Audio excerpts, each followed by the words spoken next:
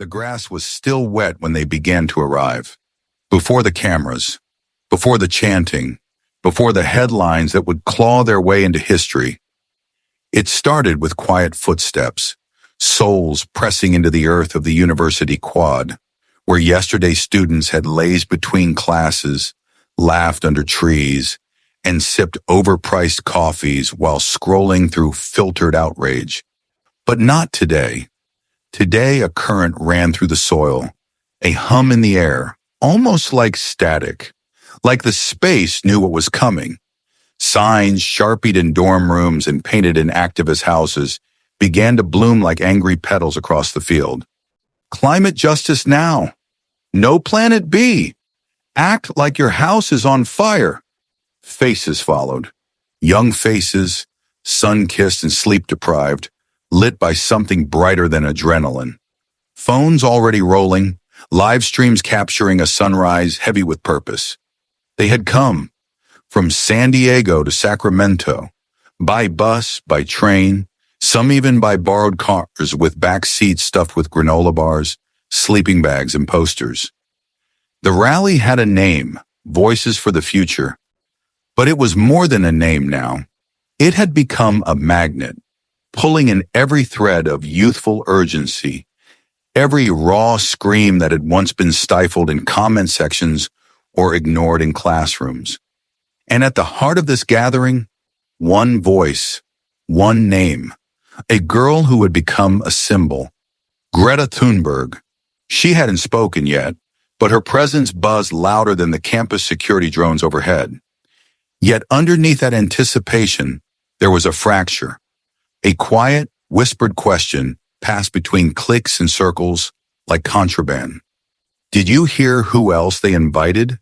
That name, Caroline Levit, was not sharpied onto signs.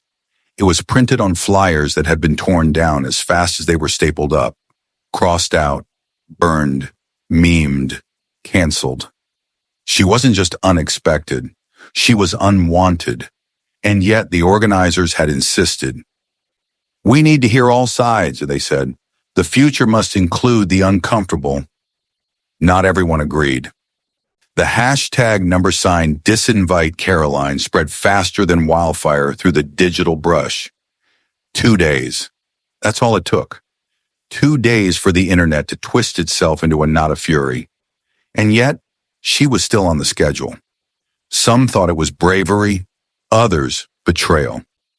By the time the sun hit its arc above the quad, the energy was no longer static. It was wildfire, alive and crackling. Protesters chanted before a single word was spoken. Speakers prepped backstage, their scripts increasingly irrelevant. In the green room, a converted lecture hall, Greta sat, headphones in, not listening to music, but to silence. Her silence. A ritual, she called it. Before every storm, a stillness. She knew what was coming, or thought she did. Meanwhile, down the hall, Caroline stood alone, not rehearsing but reading. Not her speech, not her notes. Policy drafts, graphs, real data. Her folder was thin but heavy. They were both preparing, but for different wars. When the MC took the stage, his voice nervous, too chipper, crowd barely registered. It was all noise until he said the one name that turned every head. Please welcome Greta Thunberg. Thunder. She walked out like wind through pine trees, lean, upright, expression carved in granite. The signs lifted. The phones tilted up. The chanting shifted to cheers. Her voice, when it came, was small, but sharp. Our planet is not dying. It is being killed. And those killing it have names and addresses. No preamble, no pleasantries, just truth. Brutal, beautiful, brutally beautiful. The crowd surged. Students who had never marched found themselves shouting. Professors who had once tutted her tactics now wept behind sunglasses. Greta didn't flinch. She spoke of glaciers, vanishing, of coastlines, drowning, of billionaires profiting. Her words sliced. And then, without warning, she turned. Not literally, but her tone did. The calm steel grew hot. Some people think they can walk onto this stage and rewrite what we built. Let me be clear. This movement is not a costume. It is not a performance. It is not yours to hijack. She didn't say the name, but everyone heard it. Backstage, Caroline stood still, spine straight, face unreadable. She didn't leave, didn't run. When Greta finished, the ground felt like it had shifted. Then came the name, Caroline Levit. The quad broke open. Boos, screams, chants. She doesn't speak for us. Climate truth, not right-wing lies. Caroline stepped onto the platform like she was stepping into weather. A storm. She didn't smile, didn't wave, just walked. Her folder was in hand, closed. She reached the mic and waited through jeers. 30 seconds, 40. The quad began to hush, not out of respect, but curiosity. Defiance sat on her like armor. Then she spoke. I didn't come here to be liked. I came here because freedom means listening to what you hate. A shockwave. Greta from the side narrowed her gaze. The crowd leaned forward. The war had begun, but not the war they expected. This wasn't a battle of slogans. It was something else. A fault line opening, and neither side would leave untouched. Silence, when chosen, can be louder than any scream. Caroline's words floated into the stunned stillness, not forced, not shouted, but unapologetically there. Some students still had their backs turned. Others, unsure, peeked over shoulders. Even Greta, fierce and immovable minutes before, now shifted slightly, as if measuring the ground beneath her. Caroline spoke again, her voice even. You say I don't belong here. Maybe you're right. But since when did belonging require agreement? A few in the crowd scoffed. One yelled, "Go back to Fox News." Another shouted, "Climate denier." She didn't respond, not with snark, not with defense. Instead, she reached down, opened the slim folder she carried like armor, and lifted a page. A graph, clear, stark, black lines climbing over decades. This is no AA data, she said, holding it up. Not mine, not politicized, just real. And now the discomfort took a different shape. Not anger, not derision, something far more dangerous. Interest. I'm not here to say climate change isn't real. I'm here because I believe it is. That line cracked the air like ice splitting across a lake. Unexpected, unyielding. Greta blinked. Caroline pressed forward. But I also believe that when one ideology monopolizes a crisis, it stops being a movement. It becomes a religion. And religions don't welcome heretics. Now the air was heavy, charged. I was invited here, Caroline said, turning slowly to take in the crowd. Not to agree, but to speak. You don't have to like it. But if you silence it, you're not activists. You're gatekeepers. Some students fidgeted. Others filmed. A boy in a tie-dye shirt lowered his protest sign, confused. Greta hadn't moved, but inside her, something shifted, because Caroline wasn't the cartoon villain they had prepared for. She was sharp, calm, prepared, and worst of all, she was being listened to. Greta stepped forward. No mic handoff, no formalities. You worked in the White House, she said, her voice like winter air. I stood at the UN. Roars, cheers, a fist pump from the back of the crowd. I've stood in blizzards with no media, no support, no applause. This isn't about echo chambers, Caroline. It's about science. It's about survival. Caroline didn't flinch. I don't doubt the science. I doubt the sanctimony. The crowd gasped, then hushed. Two voices now, two worlds. No moderator, no breaks. Caroline took a breath. Her gaze swept the field. You think I'm here to hijack your movement? I'm here to remind you that disagreement isn't violence, that thinking differently isn't a threat. Now even the loudest hecklers pause. You want to fix the planet? Me too. But if you think only panic can power progress, then you've already lost. Greta's jaw tightened. She returned to the mic. Then tell me this, Caroline. What does your future look like without breathable air? Without clean water? Without food security? A beat. Caroline nodded. Bleak, just like yours. That's why I'm here. But not to worship your gods. To offer a different altar. The metaphor struck hard. Phones caught every word. Streams surged in viewers. Greta paused. Not because she was lost, but because she realized Caroline wasn't there to fight. Not in the way they all expected.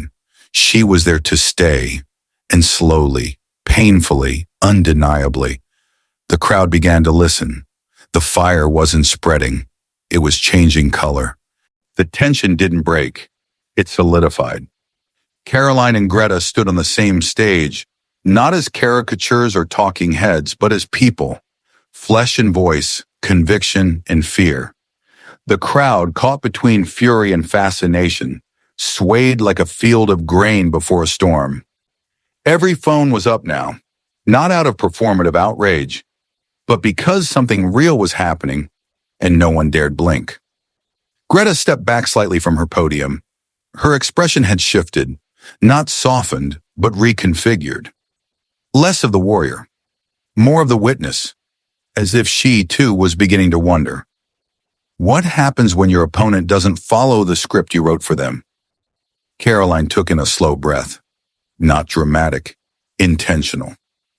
Her fingers barely touched the edges of her folder now.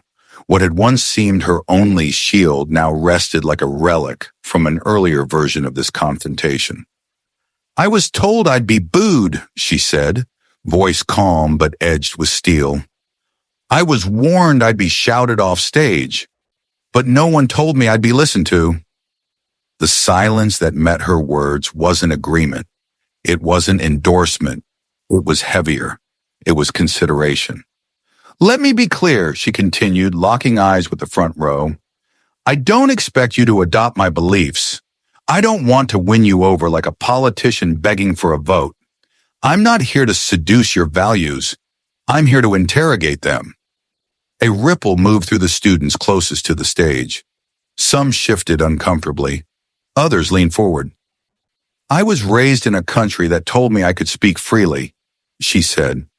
And yet, when I began questioning the moral absolutism of certain movements, not denying their goals but challenging their tactics, I was called dangerous.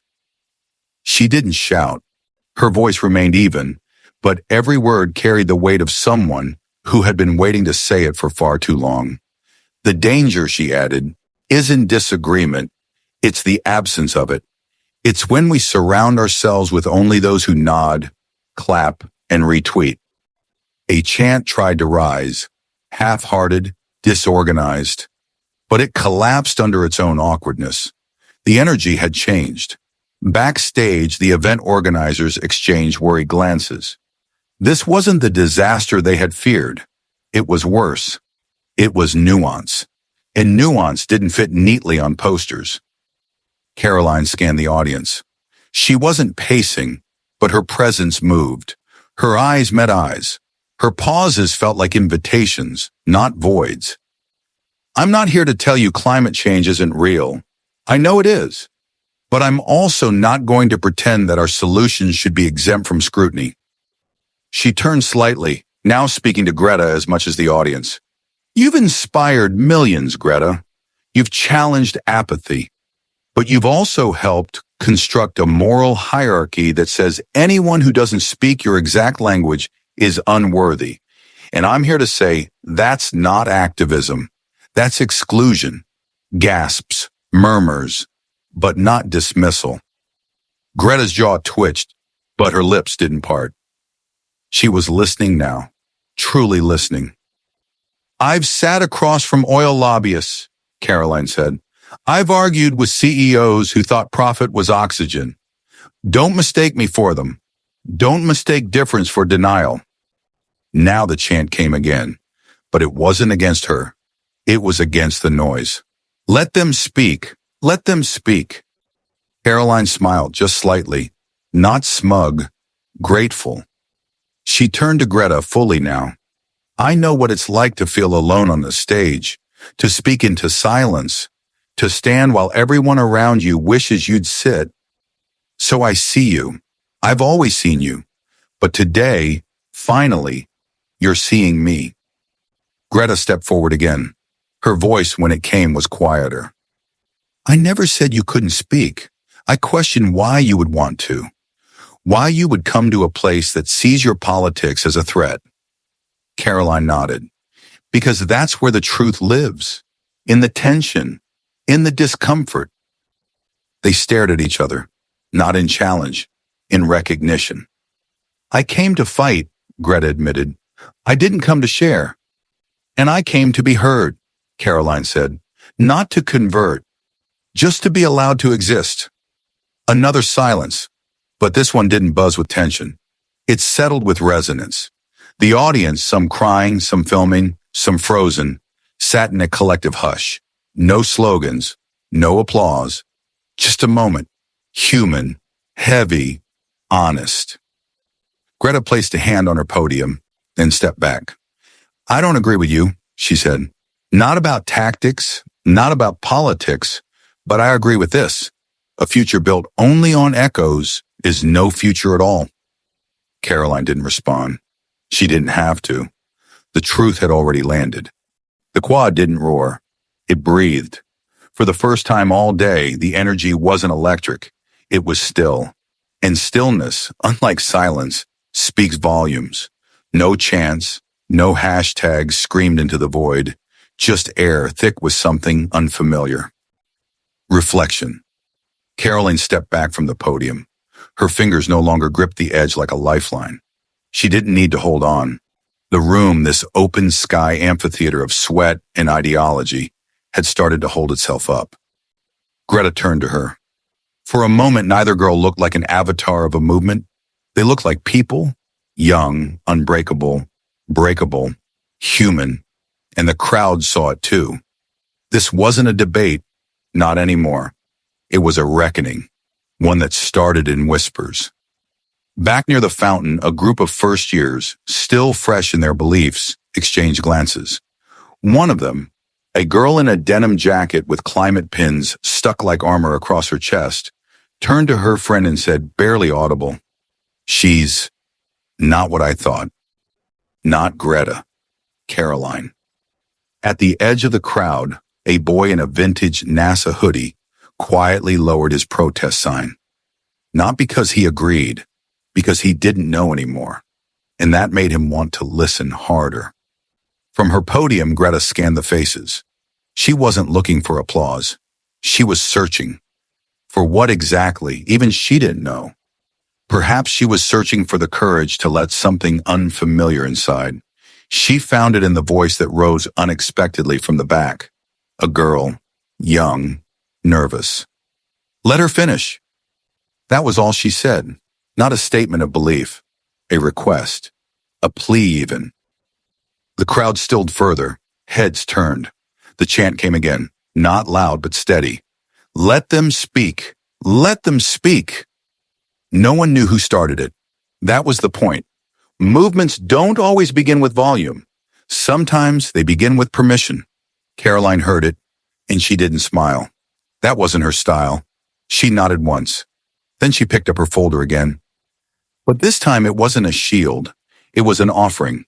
She opened it slowly, deliberately. No dramatics, just truth. Inside, policy drafts, charts, margins scribbled with ideas, questions, corrections. I brought this, she said, holding up a graph, because I'm tired of arguing on Instagram. I'm tired of political theater. And I'm tired of being told I don't care because I don't post the right slogans. Her voice didn't rise. It lowered.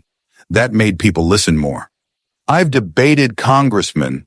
I've been cut from broadcast interviews mid-sentence. I've been shouted down, painted as a villain.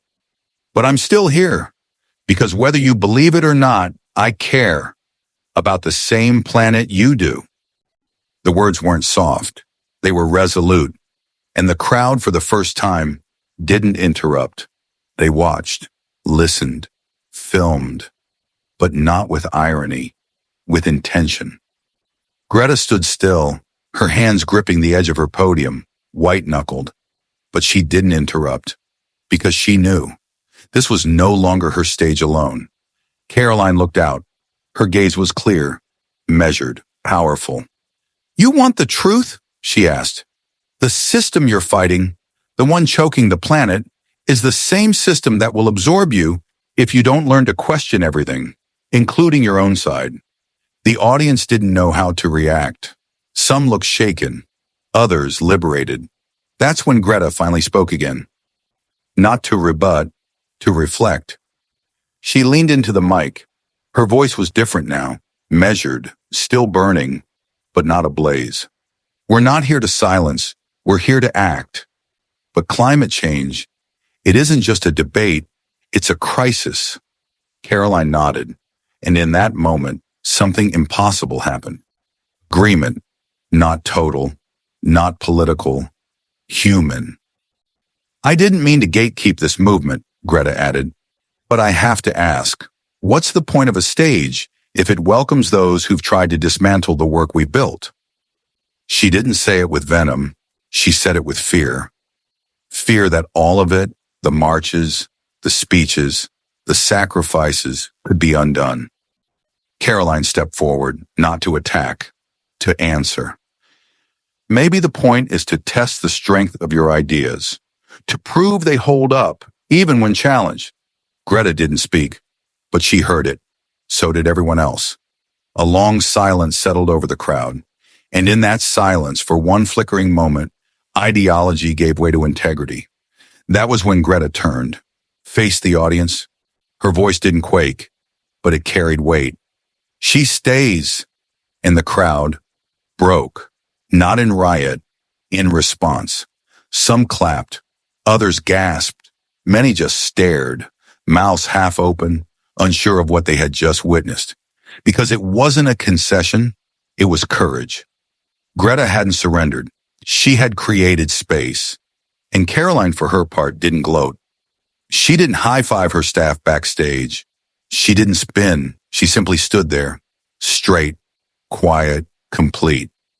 She had been allowed to speak, and she had spoken. The echo of Greta's words, "She stays," hung in the air, not as a meme, not as a trend, as a shift. A crack had appeared in the wall, and through that crack, something braver than outrage had begun to pour. Curiosity. It was over, but no one moved. Not yet. The air hung between them, thick with more than heat or tension. It was charged with something heavier.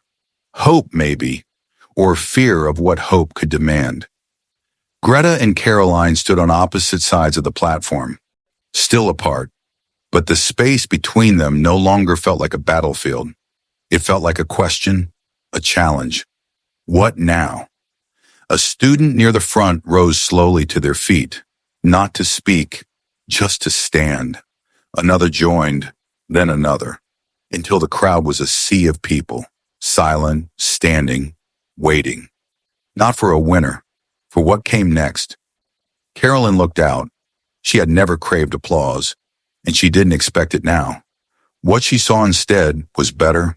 She saw thinking, real, uneasy, beautiful thinking, and she knew this was her moment to leave or to build. She chose to build. "I want to propose something," she said, her voice steady but soft. "Not a truce, not even an alliance, just a table, a place to sit, together, and work. No dramatic pitch, no catchy tagline, just a proposition, a beginning." Greta's face didn't change, but her eyes did, softer now, not in surrender, but in understanding. "A table," she echoed, "built by people who don't agree on everything, but agree this matters." Caroline nodded. "We won't write slogans there," she added. "We'll write policy." A murmur moved through the crowd, curiosity turning into something else, possibility. Behind them, one of the organizers stepped forward, a junior, nervous, fiercely principled. She held a clipboard that had become her shield all week. She handed it to Greta, then Caroline. "Then start here," she said. It wasn't symbolic, it was logistical. The clipboard held schedules, contacts, permits, the dry bones of actual work, and neither girl recoiled from it. Greta took a pen, signed her name, then handed it to Caroline, who did the same. And just like that, an idea became action. The crowd exhaled. It wasn't over. Of course it wasn't. Climate wouldn't cool overnight. The internet wouldn't stop screaming. The systems wouldn't crumble at a signature. But for once, something had started without shouting. It had started with a seat and a sentence. Backstage, no one scrambled for sound bites. There were no prepared statements, no victory laps, only people and paperwork and possibility. Caroline sat on the edge of the platform. Greta joined her. For a while, they didn't speak, not from fatigue, from choice. Because when you've been fighting for so long, silence can be the most radical thing you share. Eventually, Greta turned to her. "I still think you're wrong about a lot of things." Caroline laughed. Quiet, but real. "Same."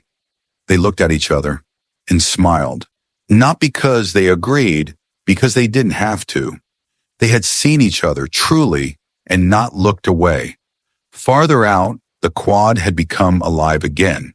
Conversations bloomed in clusters, not debates, not rehearsals, honest, clumsy, evolving conversations.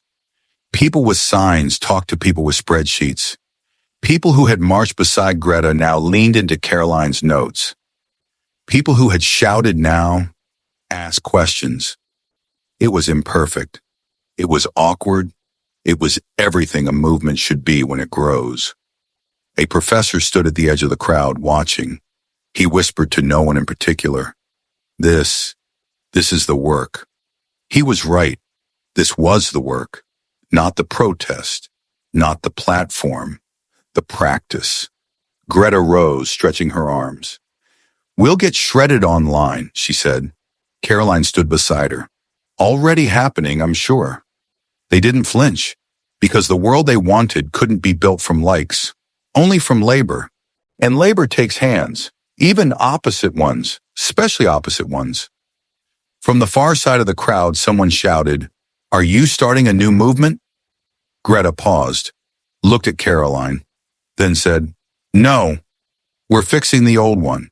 And the quad, for the first time all day, erupted, not in protest, in purpose, applause, not for a person, for a possibility, for something harder than rage, harder than blame, coexistence. Caroline and Greta stepped down together. No stage lights, no security, just two voices, two visions, and a table waiting to be built. Behind them, the crack in the wall had widened, and through it, not chaos, not compromise, but change.